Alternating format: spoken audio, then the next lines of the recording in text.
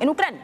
Esto se produce un día después de que Rusia anunciara que había tomado la ciudad ucraniana de Bakhmut, y de eso se ha hablado mucho, por cierto.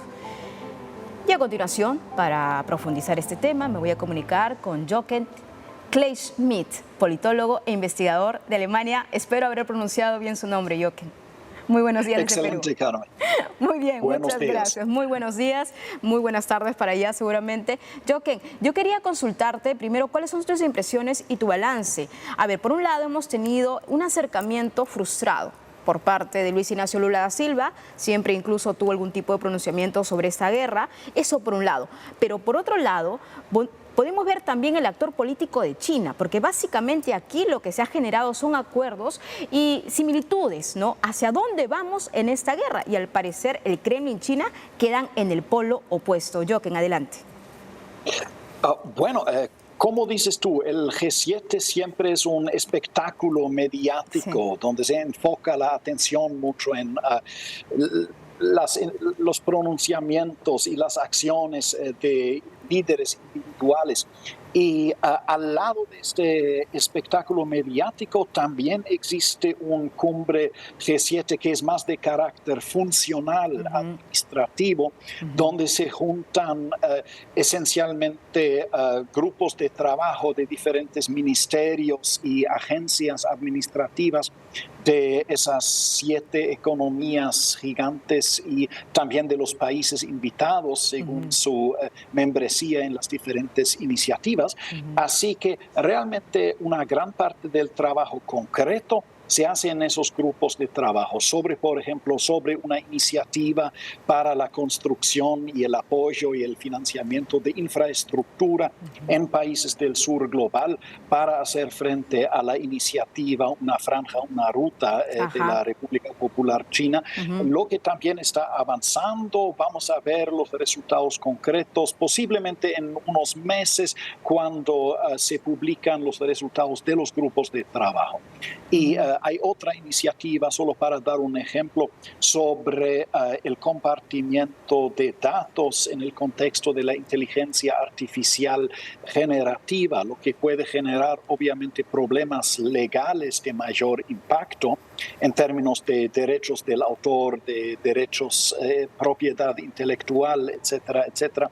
Así que esos son facetas del Cumbre G7 que frecuentemente se ignoran para enfocarse en el espectáculo de los presidentes y primeros ministros. Así es, tú lo has descrito muy bien, un espectáculo, pero que en definitiva se espera algún tipo también de impacto de este tipo de espectáculos, gestos políticos, negociaciones, reuniones bilaterales, multilaterales.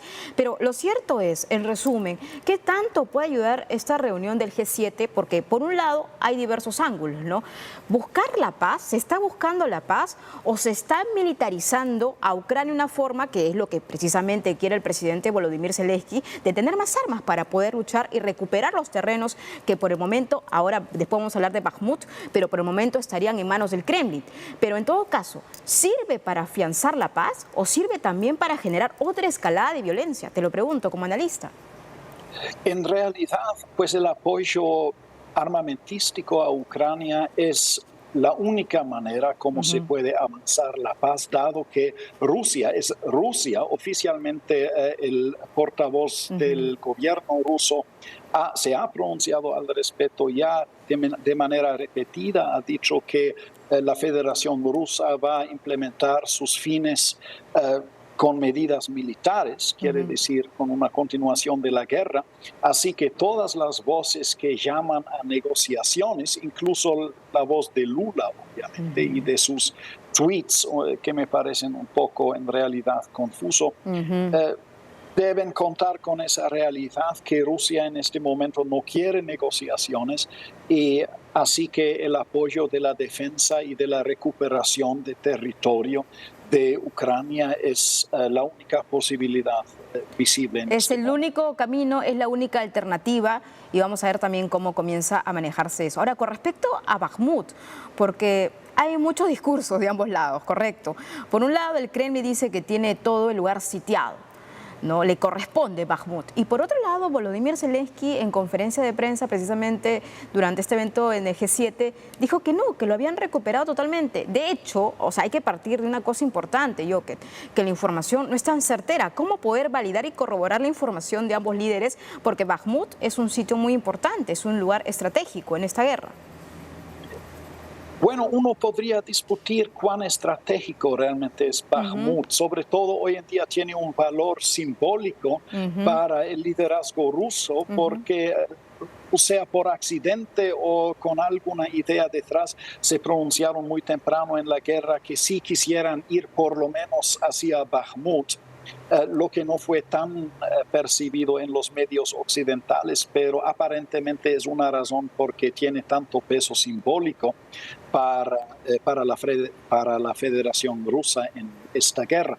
Entonces, ¿cómo podemos comprobar la información sobre Bakhmut? En este momento es muy difícil. En general podemos decir que los ucranianos generalmente han dicho la verdad con respecto a los sucesos bélicos. Fue una información generalmente confiable, mientras desde Moscú, sobre todo, hemos escuchado propaganda. Pronto será posible verificar esa información con imágenes satelitales, por ejemplo, y los reportes de medios independientes generalmente coinciden que sí, los rusos han avanzado en el paisaje arruinado que ahora es Bakhmut, mientras los ucranianos avanzan alrededor en la periferia de Bakhmut. Así se da la posibilidad que esa victoria rusa en realidad es el principio de algo más grande, un encerramiento del ejército ruso en la ciudad de Bakhmut, y no sabemos en este momento. Claro, no hay certeza al respecto. No hay certeza al respecto, pero lo que me llama mucho la atención es que Yevgeny Prigozhin, el dueño de esa empresa misteriosa, Wagner, exactamente, ha anunciado que van a dejar la ciudad de Bakhmut, que la defensa de Bakhmut va a ser la responsabilidad de las Fuerzas Armadas regulares de Rusia.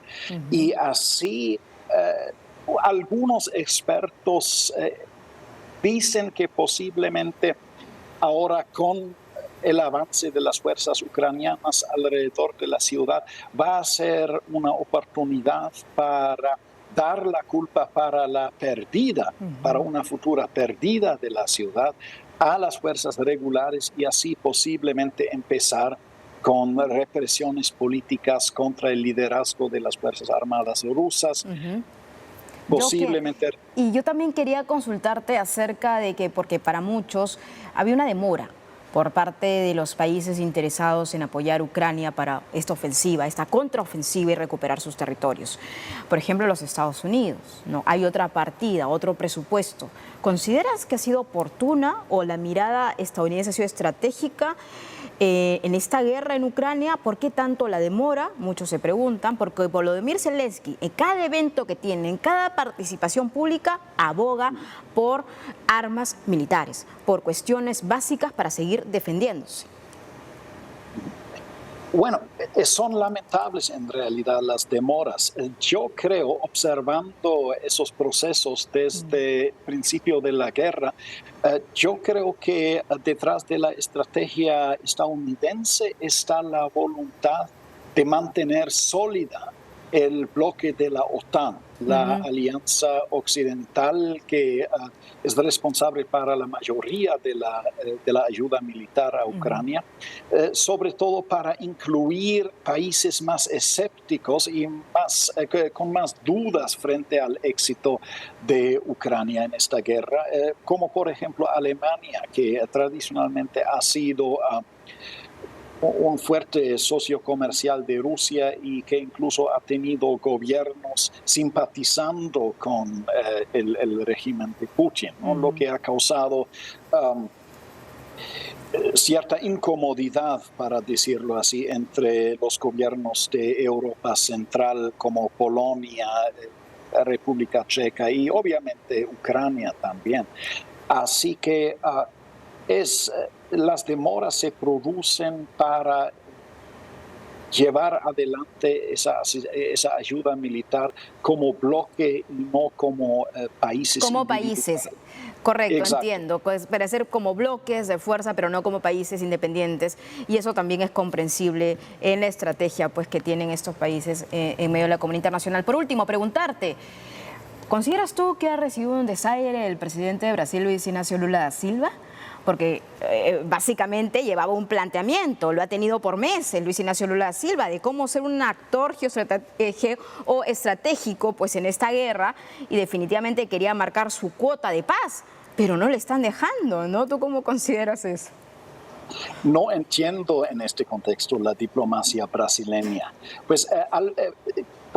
Si quiere mediar entre Ucrania y Rusia, primero debería ser percibido como neutral.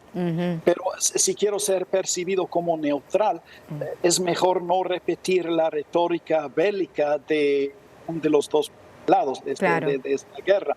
Y eso es lo que ha hecho.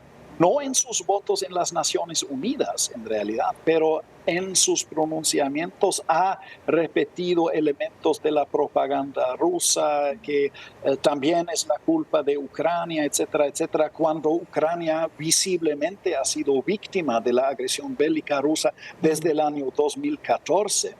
Y esto, sobre todo entre los varios analistas quienes analizan la política exterior brasileña, ha causado mucha confusión. Entonces, ¿por qué se vota de una manera en Naciones Unidas? Porque sí han votado para condenar la ocupación del territorio, violaciones a derechos humanos, etcétera, etcétera. Pero entonces se habla como si la agresión rusa fuera por lo menos parcialmente justificada por algunas acciones ficticias de Ucrania. No sé cuáles. Es paradójico, ¿no? Y eso llama poderosamente la atención. Bueno, y aparte, pues, de esa reunión frustrada que finalmente el presidente Luis Ignacio Lula da Silva no pudo concretar en el G7. Y definitivamente también solamente termino con esta reflexión, ¿no? Luis Ignacio Lula da Silva, que quiere nuevamente, ¿no?, generar o poner a Brasil ahí en el medio de la comunidad internacional, como diciendo, estamos aquí presentes, volvimos. Jair Bolsonaro se hizo un costado, ¿no?, de la vista gorda, con algunas situaciones externas, pero no, volvimos y aquí vamos a entrar a jugar en este tablero, gigante tablero mundial, pero no le ha salido bien, si podríamos decirlo de alguna forma en el G7. Vamos nosotros a seguir con ese tema. Yo te agradezco mucho por esta comunicación a Jochen Kleinschmidt, politólogo e investigador desde Alemania. Un gusto haberte tenido. Gracias por la invitación.